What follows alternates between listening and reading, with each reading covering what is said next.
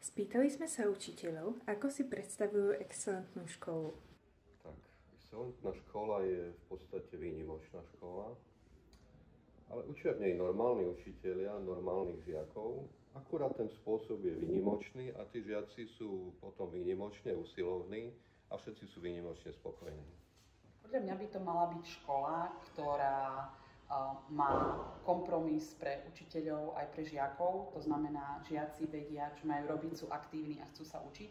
A učitelia vedia, čo chcú od žiakov vyžadovať a poskytnú im všetky podporné prostriedky a vedomosti na to, aby žiaci mohli napredovať. Excelentná škola mne príde ako miesto, kde máme miesto na kvalitné vzdelanie, kde je motivovaný ako učiteľ, tak je motivovaný žiak, kde dochádza k nejakému vzájomnému porozumeniu v podstate oboch strán. A čo na to žiaci? Aké sú ich predstavy? Excelentnú školu si predstavujem ako miesto, kde medzi učiteľmi a žiakmi vládne vzájomný rešpekt a kde ma hodiny pripravia na život do budúcna.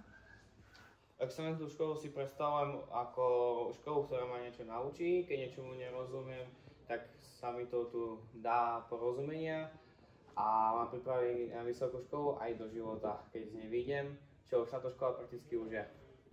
No, mala by mať dobrých žiakov, dobrých učiteľov, nejaký bufet, potom nejaké automaty na občerstvenie a dobrý internet.